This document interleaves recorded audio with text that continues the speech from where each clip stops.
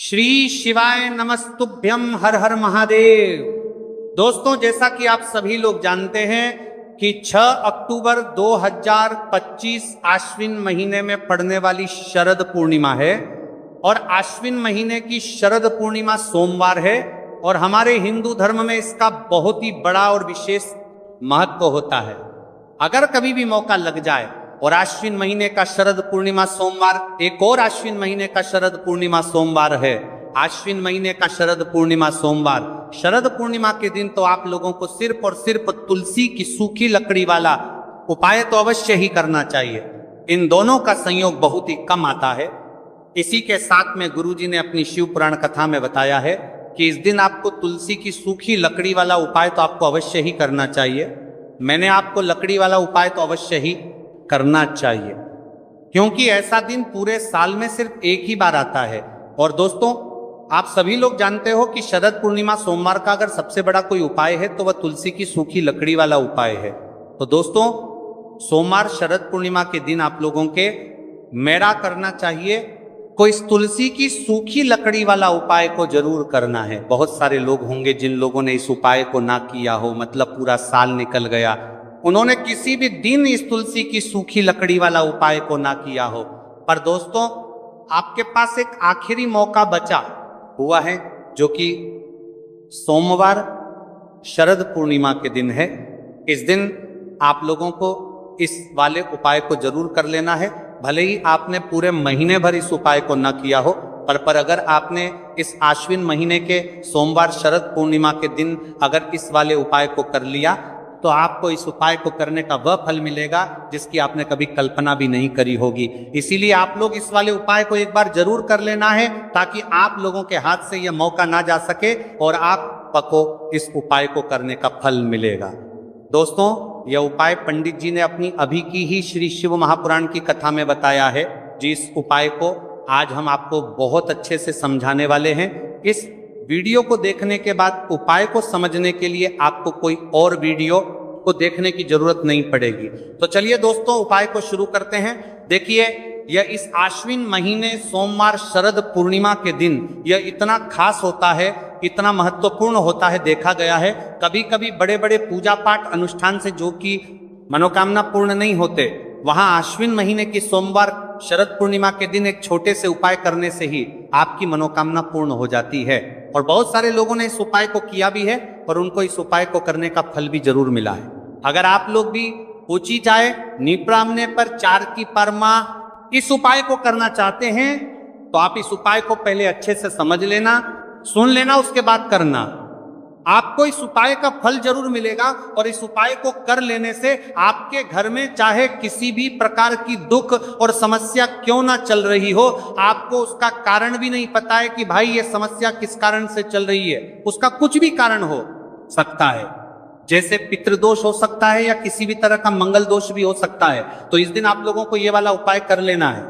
ये एक ऐसा उपाय है जिस उपाय को अगर किसी विशेष दिन पर किया जाए तो भाई उस विशेष दिन का जो है वो तो हमें मिलता ही मिलता है। पर हमने उस दिन पर इस उपाय को किया है तो हमें उससे भी बड़ा फल मिलता है और फल बहुत जल्दी मिलता है, क्योंकि आप इस उपाय को बहुत ही बड़े और विशेष दिन पर कर रहे हो। तो चलिए अब उपाय के बारे में बात करते हैं, लेकिन उससे पहले आप लोगों को यह जानना आवश्यक है कि आखिर यह उपाय किस समय करना है, किसको करना है और कैसे करना है। तो चलिए हम आगे आपको वीडियो में एक एक करके बता देते हैं। लेकिन उससे पहले अगर आप लोग हमारे चैनल पर पहली बार आए हैं या फिर मेरी आवाज आज पहली बार सुन रहे हैं तो हमारे चैनल को सब्सक्राइब जरूर कर लेना और इस वीडियो को लाइक करके कमेंट बॉक्स में श्री शिवाय नमस्तुभय ओम नमः शिवाय जरूर टाइप कर देना। तो दोस्तों, इस तुलसी की सूखी लकड़ी वाला उपाय को हमें सोमवार शरद पूर्णिमा के दिन कैसे करना है, किसको करना है, किस समय करना है और कहां पर करना है, ये सारे सवालों के जवाब आपको इस वीडियो में मिल जाएंगे।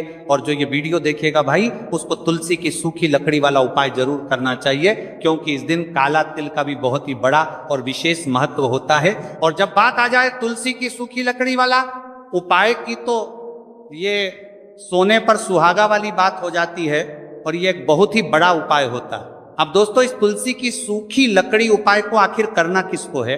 सबसे पहले हम लोग वो बात जान लेते हैं। तो देखो, घर की जो बड़ी माताएं बहनें होती हैं, उन माताओं बहनों में से कोई भी एक बड़ी माता बहन इस वाले उपाय को कर सकती है।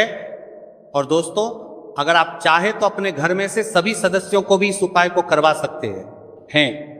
अगर किसी व्यक्ति की खुद की कोई मनोकामना है, खुद की कोई दुख और परेशानी है जो कि वह अपने लिए ही करना चाहता है, इस वाले उपाय को तो वह खुद अपने लिए भी कर सकता है। बाकी अगर कोई घर में से ऐसा है जो कि अपने पूरे घर परिवार की सुख और शांति के लिए ये वाला उपाय करना चाहता है, तो भाई वो भी कर सकता है, हो सकता है, उसमें भी कोई दिक्कत वाली बात नहीं है। कहने का मतलब यह है कि इस उपाय को हर एक सदस्य भी कर सकता है, और पूरे घर परिवार के सदस्य के लिए घर की बड़ी माताओं बहनों में से कोई एक माता बहन भी कर सकती है। माताएं बहनें अगर घर में उपस्थित ना हो या वह ये वाला उपाय ना कर पा रही हो, तो फिर घर का कोई बड़ा सदस्य भी इस तुलसी की सूखी लकड़ी वाला उपाय को कर सकता है, चाहे फिर वह पुरुष ही क्यों ना हो, उसमें कोई भी दिक्कत वाली बात नहीं है। उसके बाद में दोस्तों जो अगला प्रश्न निकल कर आता है वह ये आता है इस उपाय को लेकर कि आखिर इस उपाय को हमें किस समय करना है, सुबह के समय करना है कि शाम के समय करना है। तो देखो, इस वाले उपाय को आप लोग सुबह के समय भी कर सकते हो और शाम के समय प्रदोष काल में भी कर सकते हो। अब अगर आप पूछो कि भाई साहब सबसे उत्तम समय कौन सा रहेगा इस तुलसी की सूखी लकड़ी वाला उपाय को करना है, तो हम आपसे बस यही कहेंगे कि इस उपाय को आप सुबह के समय करेंगे तो ज्यादा बेहतर होगा। बाकी अगर प्रदोष काल शाम के समय भी करेंगे तो भी अच्छा होगा, उसमें कोई भी दिक्कत वाली बात नहीं है। तो अब दोस्तों जो अगली सबसे बड़ी और महत्वपूर्ण बात आती है वह ये आती है कि सुबह अगर हम उपाय को करेंगे तो हमें कितने बजे से लेकर कितने बजे तक के बीच में करना है, और शाम के समय प्रदोष काल में करेंगे तो हमें कितने बजे से लेकर कितने बजे के बीच में करना है। तो देखो, सुबह जितनी जल्दी हो सके आप उपाय को करने की कोशिश करना। बाकी अगर किसी कारणवश लेट भी हो जाओ, थोड़ी देर भी हो जाए, तो 10 या 11 बजे तक भी आप उपाय कर लेना, पर 12:00 बजे से ज्यादा देरी ना हो, ठीक है? इस बात का ध्यान रखना। उसके बाद में दोस्तों अगर शाम के समय प्रदोष काल की बात करें, प्रदोष काल का जो समय है होता है वह शाम के 6:00 बजे से शुरू हो जाता है। मतलब शाम के 6 प्रदोष काल की बात करें 6:00 बजे से शुरू हो जाता है। मतलब शाम के से लेकर 7 के बीच का जो समय होता है यह समय प्रदोष काल का समय होता है। तो आप इस उपाय को 7 या 8:00 बजे के बीच में भी कर सकते हो। मतलब शाम के 6 बजे से रात 8:00 बजे के बीच में आप कभी भी इस वाले उपाय को कर सकते हो, उसमें कोई भी दिक्कत वाली बात नहीं है।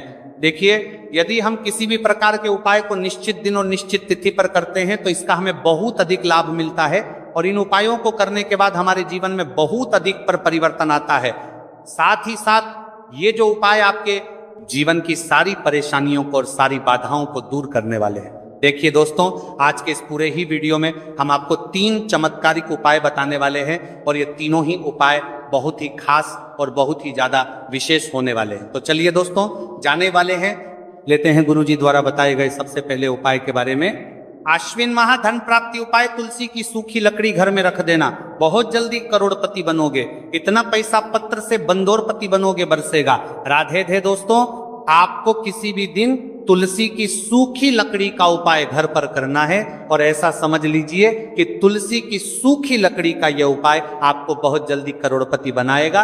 क्योंकि जो मेरी का अश्विन का महीना है ये श्री हरि विष्णु को सबसे प्रिय महीना है। तो देखिए, स्कंद पुराण में आता है कि भगवान विष्णु को सबसे प्रिय अगर कोई महीना है तो वह आश्विन का ही महीना है, और आश्विन के महीने में तुलसी के उपाय रातों रात आपके भाग्य को चमकाते हैं। ऐसे में आज की वीडियो में हम आपको तुलसी के ऐसे उपाय बताने जा रहे हैं जो रातों रात आपका भाग्य चमकाएंगे और बहुत जल्दी आपको महाधनी बनाएंगे।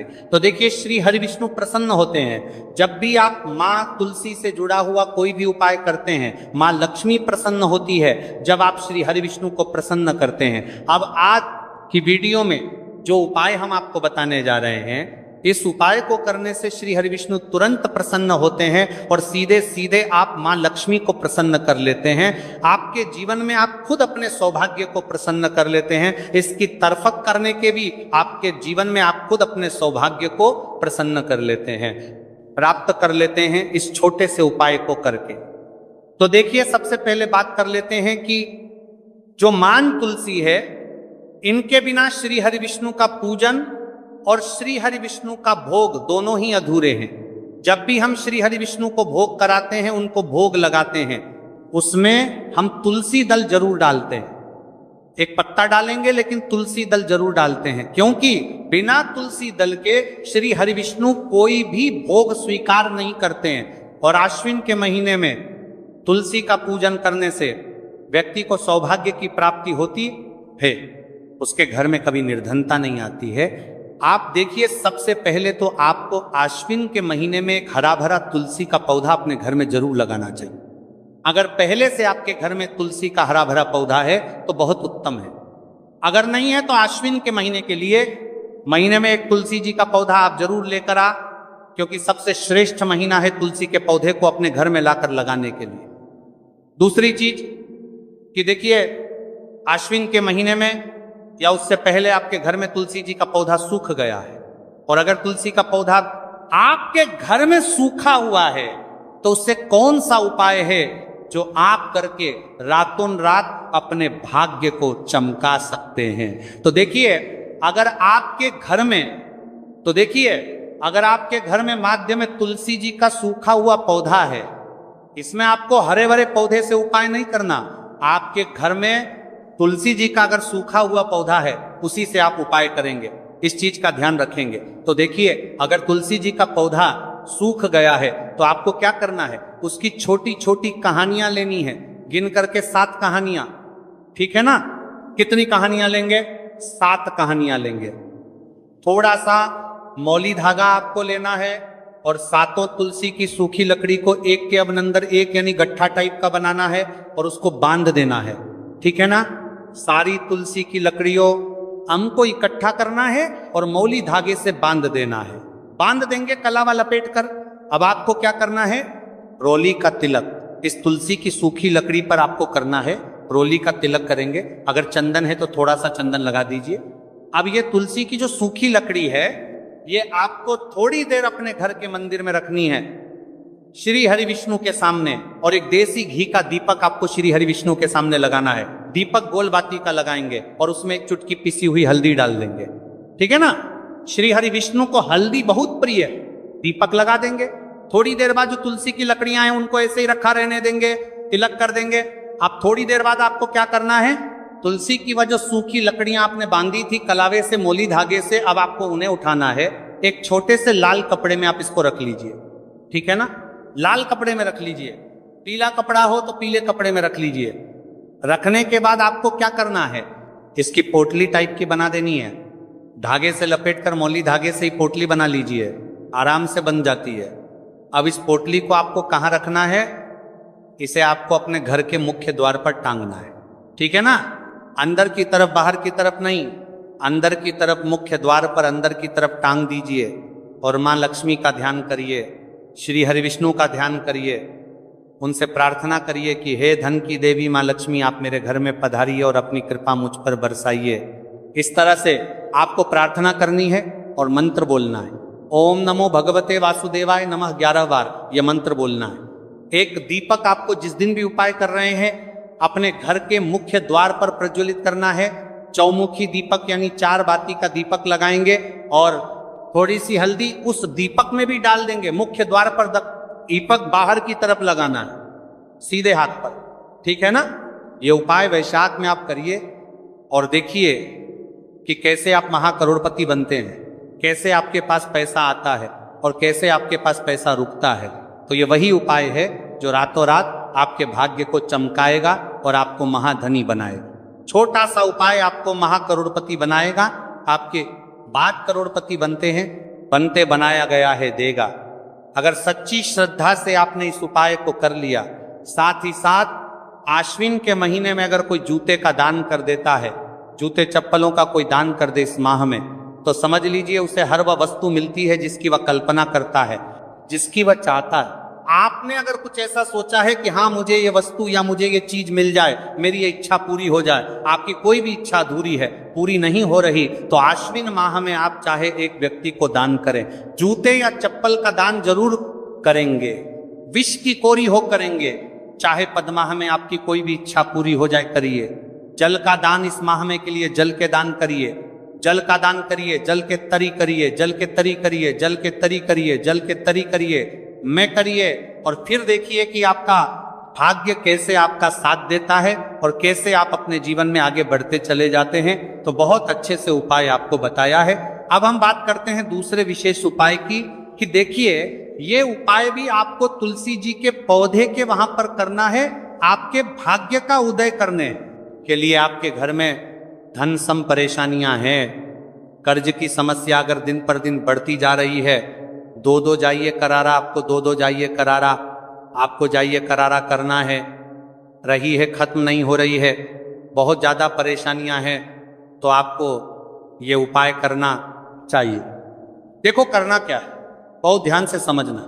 आपको मात्र तांबे के पात्र के अंदर जल लेना है, उस जल के अंदर एक चुटकी आपको हल्दी मिला देनी है, ठीक है, और साथ में लेना है एक कमल गट्टा, या केवल उपाय पित्ता त्रिपक्ष सोमवार चैत्र नवरात्रि के दिन करना।